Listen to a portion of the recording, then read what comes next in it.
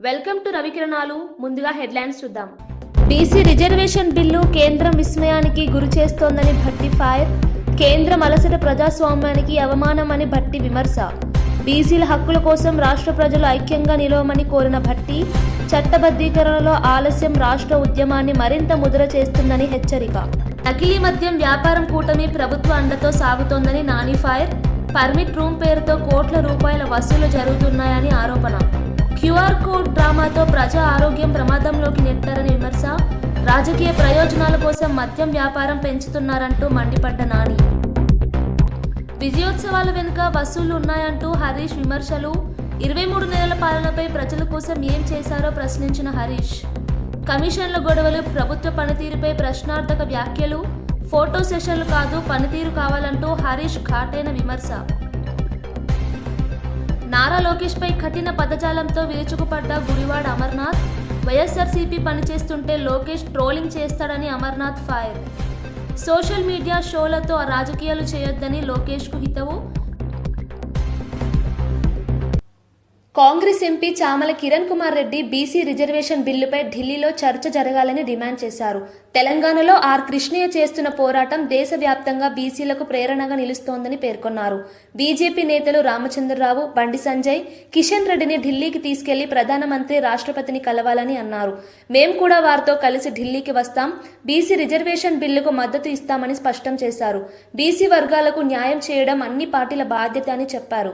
రాజకీయ ప్రయోజనాలు పక్కన పెట్టి బీసీలకు సమాన హక్కులు కల్పించడంలో ఐక్యత ప్రదర్శించాలని కిరణ్ కుమార్ రెడ్డి పిలుపునిచ్చారు. తెలంగాణ నుంచి ప్రారంభమైన ఈ ఉద్యమం దేశవ్యాప్తంగా మారుమ్రోగాలని ఆకాంక్షించారు. వారు ఢిల్లీకి వచ్చి, ఎందుకంటే వారు కూడా పెద్దల సభ, చట్టసభల్లో ఈరోజు క్రియాశీలకంగా ఉన్నటువంటి ఆర్ కృష్ణయ్య గారు వాళ్ళ నాయకత్వం రాష్ట్రంలో, తెలంగాణ రాష్ట్రంలో ఉన్నటువంటి వాళ్ళ నాయకత్వం మీద ప్రెజర్ పెట్టి వాళ్ళని తీసుకొచ్చి ప్రధానమంత్రితోటి, రాష్ట్రపతితోటి, రాష్ట్రంలో ఉన్నటువంటి అన్ని పొలిటికల్ పార్టీలు, మేము కూడా వాళ్ళు అపాయింట్మెంట్ ఇప్పిస్తే వాళ్ళతోటే ప్రధానమంత్రిని, వారితో పాటే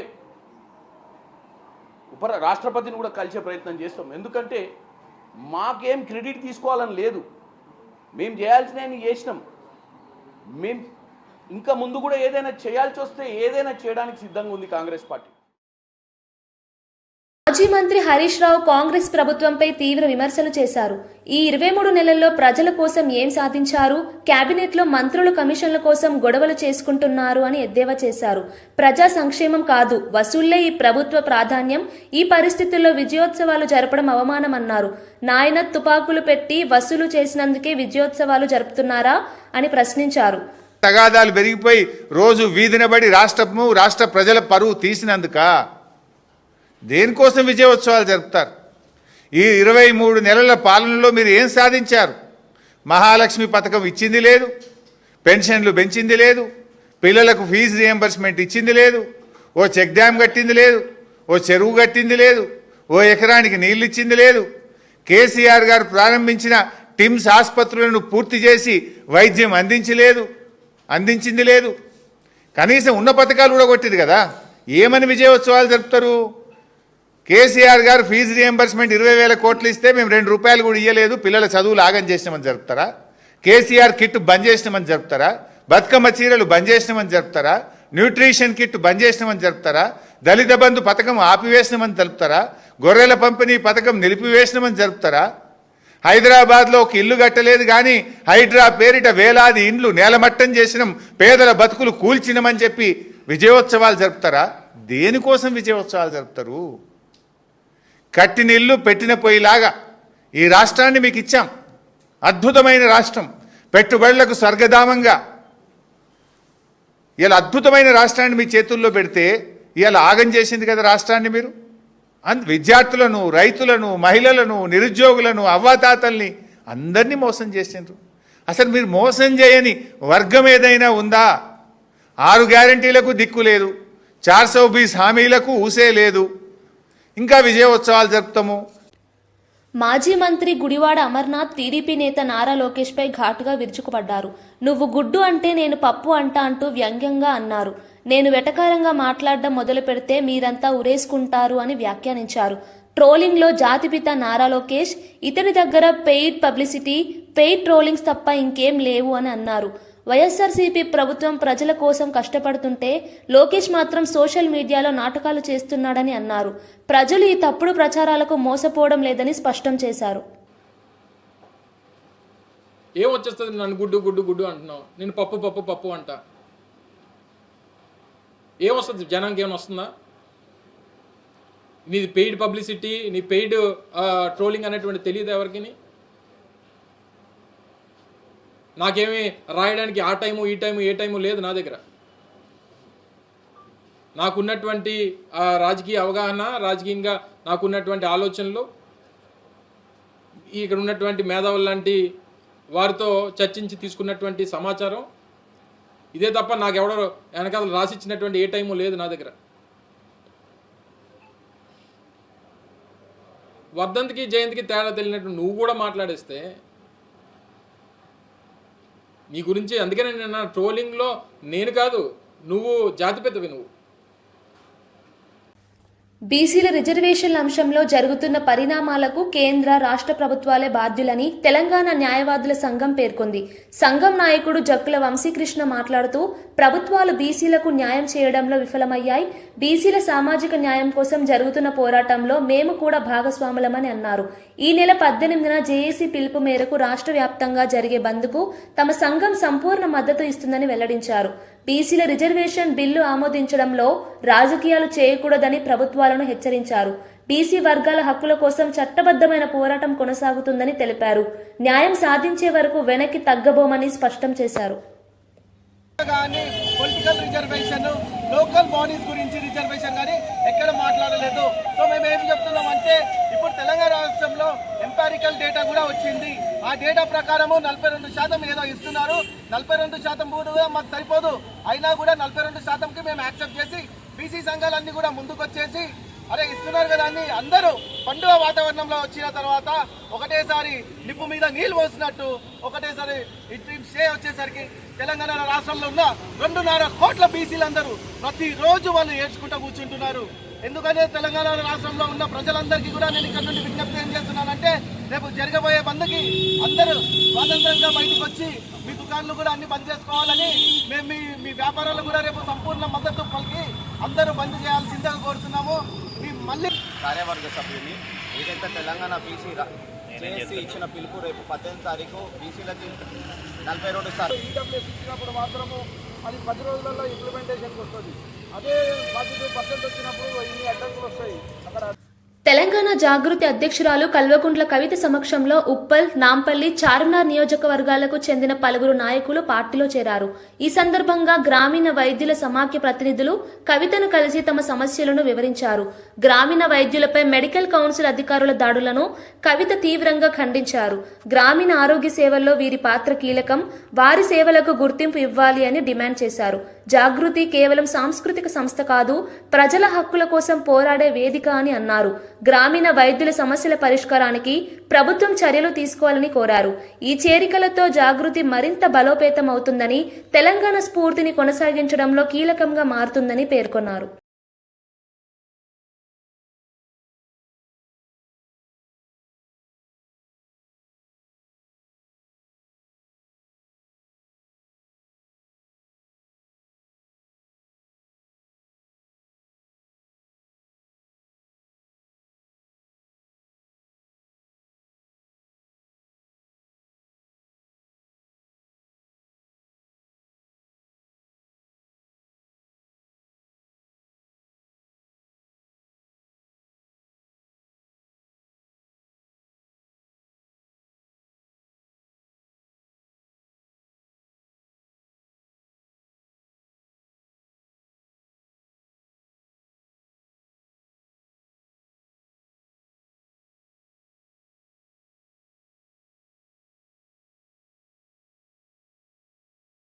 టీడీపీ రాజమండ్రి నగర అధ్యక్షుడు మజ్జి రాంబాబు తనపై వస్తున్న వీడియోలు తప్పుడు అని స్పష్టం చేశారు.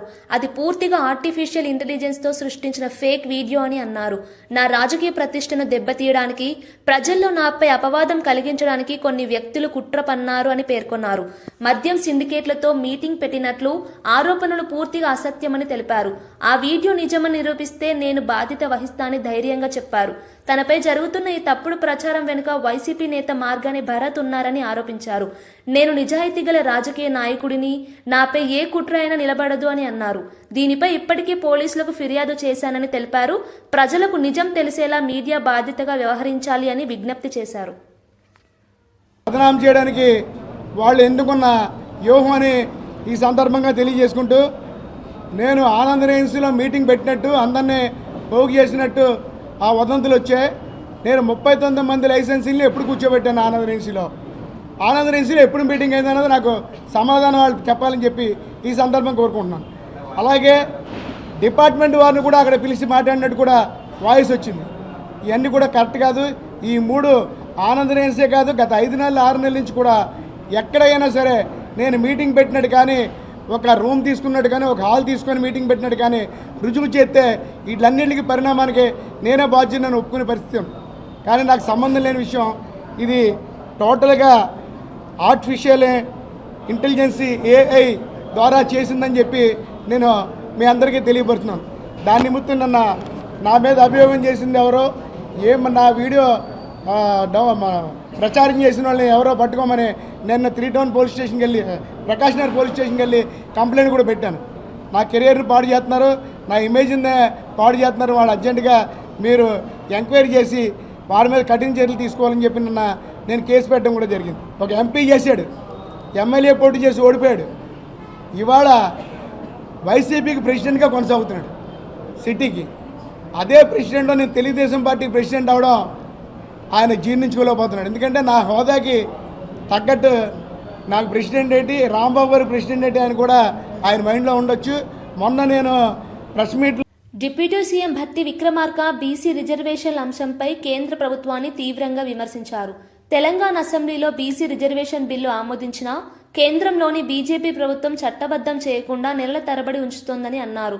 బీసీల హక్కుల సాధనలో కేంద్రం అడ్డుపడుతుండడం ప్రజాస్వామ్యానికి అవమానమన్నారు. కాంగ్రెస్ ప్రభుత్వం బీసీల సామాజిక న్యాయానికి కట్టుబడి ఉంది, కానీ కేంద్రం రాజకీయ లాభాల కోసం ఆటలాడుతోందని అన్నారు. తెలంగాణలో బీసీ వర్గాలు తమ హక్కుల కోసం ఐక్యంగా నిలవాలని పిలుపునిచ్చారు. ఆ బిల్లుకు సంబంధించి గవర్నర్ గారికి పంపిస్తే గవర్నర్ గారు భారత రాష్ట్రపతికి, అంటే భారత ప్రభుత్వానికి, భారతీయ జనతా పార్టీ నాయకత్వంలో ఉన్నటువంటి నరేంద్ర మోడీ గారు ప్రధానమంత్రిగా ఉన్న ఈ ప్రభుత్వం, కేంద్ర ప్రభుత్వానికి ఈ 2 బిల్లులను పంపించడం జరిగింది. సో బిల్లుని పాస్ చేసి 42% రిజర్వేషన్ని, 50% క్యాప్ని ఎత్తేసి పంపించినటువంటి బిల్లు గత కొన్ని మాసాలుగా, కొన్ని నెలలుగా కేంద్ర ప్రభుత్వం దాన్ని చట్టబద్ధంగా, అంటే పార్లమెంట్లో 9th షెడ్యూల్లో పెట్టమని అడిగితే కూడా పెట్టకుండా మేము పాస్ చేసిన బిల్లుని ఆమోదించి వెంటనే ఈ రాష్ట్రంలో ఉన్నటువంటి బీసీలకి 42% రిజర్వేషన్ వచ్చేటట్టుగా చేసిన విధానాన్ని ఆమోదించి పంపించకుండా అడ్డుకట్ట వేసి ఆపి ఈరోజు రాష్ట్రంలో ఉన్నటువంటి ఓబీసీల 42% రిజర్వేషన్ని అడ్డుపడుతున్నటువంటి భారతీయ జనతా పార్టీ నైజం ఈ రాష్ట్ర ప్రజలకే కాదు, దేశం మొత్తానికి కూడా తెలిసింది. జూబ్లీహిల్స్ ఉప ఎన్నికల నామినేషన్ల ప్రక్రియ 5వ రోజుకు చేరింది. గడిచిన 4 రోజుల్లో 46 మంది అభ్యర్థులు నామినేషన్లు దాఖలు చేశారు. కాంగ్రెస్ అభ్యర్థి కూడా నేడు నామినేషన్ వేయనున్నారు. ఇప్పటికే బీఆర్ఎస్ అభ్యర్థి మాగంటి సునీత తన నామినేషన్ను సమర్పించారు. ఈ నెల 21 వరకు నామినేషన్లకు అవకాశం ఉంది. 22న స్క్రూటినీ జరగనుండగా 24న ఉపసంహరణకు చివరి తేదీగా నిర్ణయించారు. ఎన్నికల వేడెక్కిన జూబ్లీహిల్స్లో ప్రధాన పార్టీలు తమ బలగాలను రంగంలోకి దించాయి.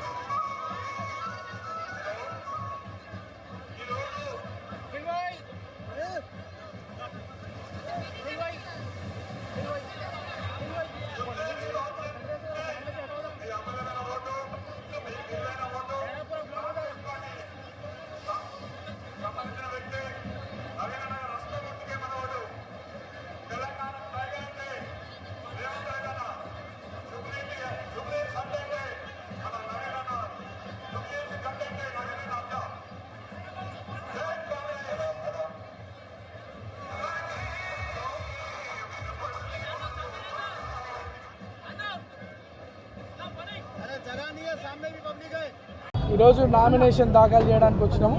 పెద్ద ఎత్తున ప్రజలు స్పందించినారు. బాగా కాంగ్రెస్ పార్టీ చేస్తున్నటువంటి అభివృద్ధి కార్యక్రమాలు కావచ్చు, సంక్షేమ పథకాలు కావచ్చు, స్థానికంగా ప్రజల కోరిక మేరకు నాకు వచ్చినటువంటి అవకాశం కావచ్చు, చాలా ప్రజలకు ఒక నమ్మకం ఏర్పడ్డది. కాంగ్రెస్ పార్టీని అత్యధిక మెజార్టీతో జూబ్లీహిల్స్ కాన్స్టిట్యున్సీలో బై ఎలక్షన్లో గెలిపించబోతున్నారు. టీపీసీసీ చీఫ్ మహేష్ కుమార్ గౌడ్ బీసీలకు 42% రిజర్వేషన్లు కల్పించడమే కాంగ్రెస్ ప్రభుత్వ లక్ష్యమని తెలిపారు. బీసీ వర్గాలకు సమాన అవకాశాలు ఇవ్వడంలో కాంగ్రెస్ ఎల్లప్పుడూ ముందుంది అన్నారు. బీసీల హక్కుల కోసం ఈ నెల 18న జరగబోయే రాష్ట్ర వ్యాప్త బంద్కు పార్టీ మద్దతు ఇస్తుందని ప్రకటించారు. బీసీల సామాజిక న్యాయం సాధనకు చట్టపరమైన మార్గంలో పోరాటం కొనసాగిస్తామని పేర్కొన్నారు. తెలంగాణలో బీసీలతో పాటు అన్ని వర్గాల అభివృద్ధికి కాంగ్రెస్ ప్రభుత్వం కట్టుబడి ఉందని చెప్పారు. సమానత్వమే నిజమైన ప్రజాస్వామ్యమని అన్నారు. బీసీ జేఏసీ 42% రిజర్వేషన్ సాధించుకోవాలనే ఉద్దేశంతో ఈ నెల 18న రాష్ట్ర వ్యాప్త బంద్కు పిలుపునిచ్చింది. కాంగ్రెస్ పార్టీ మొదటి నుంచి 42% రిజర్వేషన్ ఓబీసీల కోసం కట్టుబడి ఉంది. కాంగ్రెస్ పార్టీ ఇచ్చిన కమిట్మెంట్, కాంగ్రెస్ పార్టీ చేసిన వాగ్దానం అది. కామారెడ్డి డిక్లరేషన్ పెట్టినటువంటి పొందుపరిచిన అంశం అది. ఆ కారణంగానే రాహుల్ గాంధీ గారి యొక్క ఆకాంక్ష మేరకు ఈ రాష్ట్రంలో రేవంత్ రెడ్డి గారు ముఖ్యమంత్రిగా, నేను బీసీ అధ్యక్షుడిగా, భట్టి గారు, మా మంత్రివర్గము, ఎమ్మెల్యేలు, ఎమ్మెల్సీలు, ఎంపీలు అందరూ కూడా కలిసికట్టుగా కుల సర్వే చేసి ఈ రాష్ట్రంలో ఇంతమంది బీసీలు చెప్పడం జరిగింది. ఒక అఫీషియల్ డాక్యుమెంట్ ఇవ్వడం జరిగింది. ఆ తర్వాత అసెంబ్లీలో 2 చట్టాలు చేయడం జరిగింది. 2 చట్టాలు కూడా గవర్నర్ దగ్గర పెండింగ్ లో ఉన్నాయి. ఈ చట్టాలను అధిగమిస్తూ ఆర్డినెన్స్ ఇచ్చి ఎన్నికలకు పోదాం అనుకున్నాం. అది కూడా పెండింగ్ లో పెట్టినారు. ఆఖరికి కేసీఆర్ ఇచ్చినటువంటి 50% క్యాప్ ఏదైతే విధిస్తూ చట్టం చేసినారో దాన్ని కూడా అధిగమించినాం. అది కాకుండా ఫైనల్ గా జీవో వచ్చి ఎన్నికలకు పోతాం అనుకున్నప్పుడు హైకోర్టు ఇంటరిమ్ స్టే చేయడం, మేము మళ్ళీ తర్వాత సుప్రీంకోర్టులో మా ప్రభుత్వం స్పెషల్ లీవ్ పిటిషన్ వేయడం, వారు మళ్ళీ వాళ్ళ హైకోర్టుకో తేల్చుకోమన్నారు. అది కోర్టులో పెండింగ్ ఉంది. కానీ ప్రజాక్షేత్రంలో ఈ యుద్ధం ముందుకు పోవాలి కాబట్టి 18న జేఏసీ కృష్ణన్న, శ్రీనివాస్ గౌడ్ తదితరులందరితో కూడినటువంటి జేఏసీ ఇచ్చిన పిలుపుకి దేశంలో మావోయిస్టు ఉద్యమ చరిత్రలో మరో మలుపు చోటు చేసుకుంది. కేంద్ర కమిటీ సభ్యుడు రూపేష్ ఎలియాస్ ఆషన్న ఛత్తీస్గఢ్ పోలీసుల ఎదుట లొంగిపోయారు. ఆయనతో పాటు మరో 207 మంది మావోయిస్టులు ప్రజాజీవన స్రవంతిలోకి చేరారు.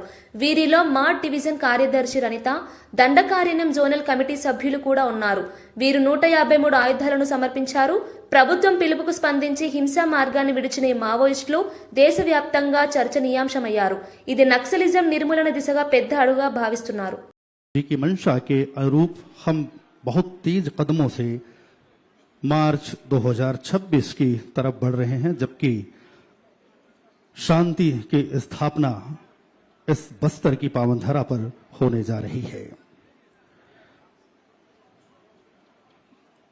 मुख्य धारा में आपके लौट आने का कदम उन नौजवानों के लिए प्रेरक होगा जो अब भी आपकी राह देख रहे हैं जंगल के अंधेरों में. आपके लौटते कदमों ने उन शेष भट्ट के साथियों के लिए भी एक रोशनी की किरण भेजी है, जिसके सहारे वो भी घर वापसी का रास्ता चुन सकें.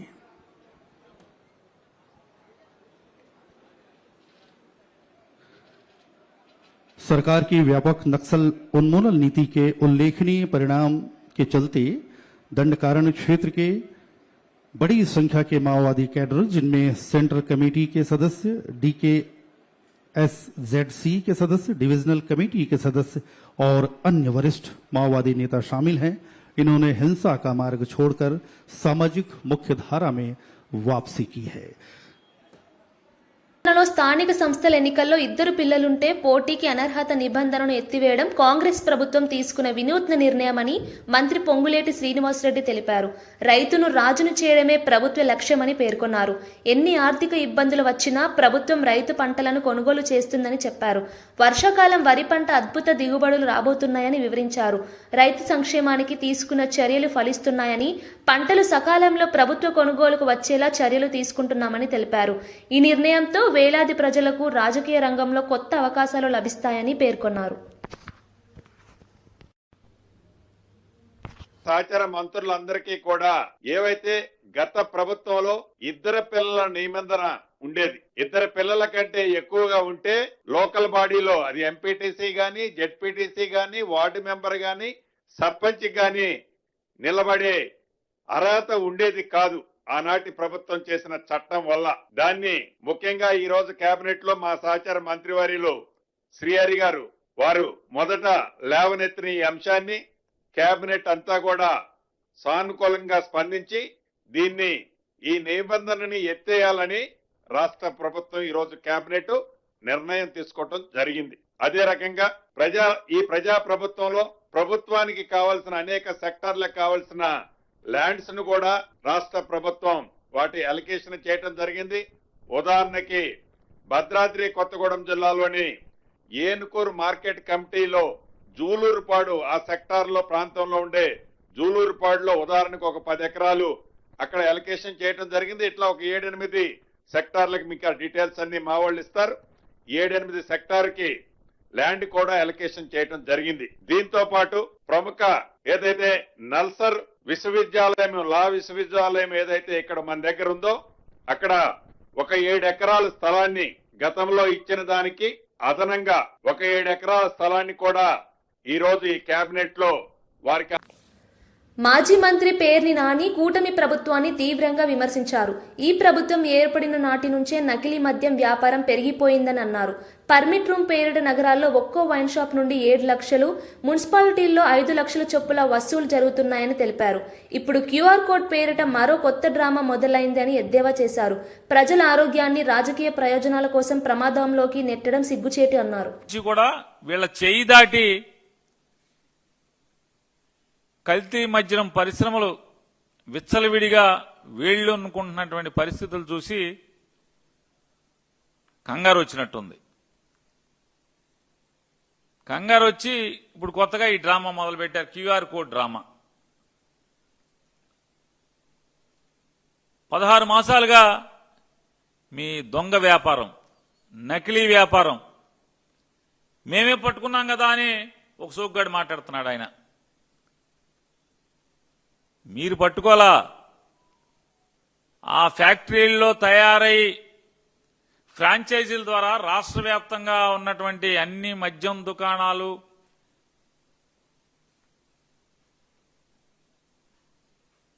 ఏదైతే ఆ షాపుకి ఆనుకునే సిట్టింగ్లు అలౌ చేస్తున్నారో డబ్బులు కట్టించుకుని మరి ఆ పర్మిట్ రూముల పేరుతో మీరు ఒక్కొక్క షాపుకి నగరాల్లో అయితే 7.5 లక్షలు, మున్సిపాలిటీలు, నగర పంచాయతీలు, అదే గ్రామాల్లో అయితే 5 లక్షల రూపాయలు. జూబ్లీహిల్స్ ఉప ఎన్నికల వేళ సంచలనంగా మారిన నకిలీ ఓట్ల వ్యవహారంపై మాజీ మంత్రి ఎమ్మెల్యే జగదీష్ రెడ్డి ఘాటుగా స్పందించారు. బంజారా నగర్ పరిధిలోని బూత్ నంబర్ 326 వద్ద ఒకే ఇంట్లో 28 ఓట్లు నమోదైనట్లు గుర్తించారు. ఆ ఇంట్లో వాస్తవానికి 6 మంది మాత్రమే నివసిస్తున్నారని తెలిపారు. మిగతా ఓటర్లు ఎవరో యజమానికే తెలియదని పేర్కొన్నారు. ఇది ప్రజాస్వామ్యానికి అవమానమని తీవ్ర వ్యాఖ్యలు చేశారు. ఎన్నికల కమిషన్ తక్షణమే ఈ వ్యవహారంపై దర్యాప్తు చేయాలని డిమాండ్ చేశారు. ఇలాంటి నకిలీ ఓట్లు ప్రజల విశ్వాసాన్ని దెబ్బతీస్తాయి. ప్రజాస్వామ్య వ్యవస్థను దెబ్బతీసే కుట్రలు ఎవరివో బయట పెట్టాలని అన్నారు. ప్రజలు స్వచ్ఛమైన ఎన్నికలు కోరుకుంటున్నారని పేర్కొని ఈ నకిలీ ఓట్ల వెనుక ఉన్న రాజకీయ ముఠాలను బయట పెట్టకపోతే ఎన్నికల నిష్పక్షపాతతపై ప్రశ్నలు తలెత్తుతాయని హెచ్చరించారు.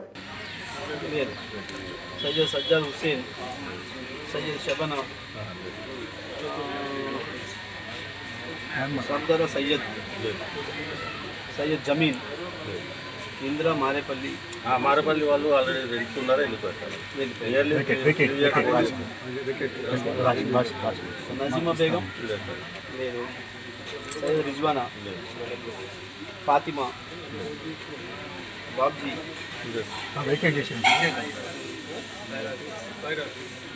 ఎద్దు,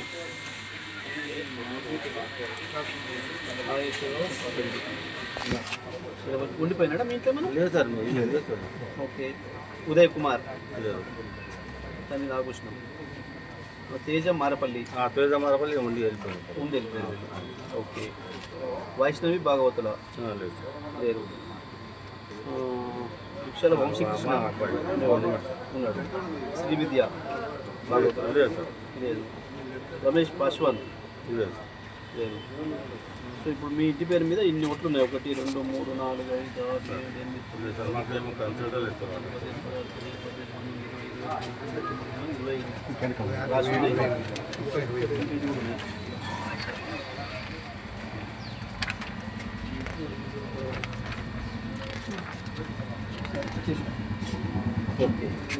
ఓకే సరే. మొత్తం మీ ఇంటి పేరు మీద మీరు వాస్తవానికి మీరు ఇంట్లో ఉన్నది 6 ఓకే ఉంది.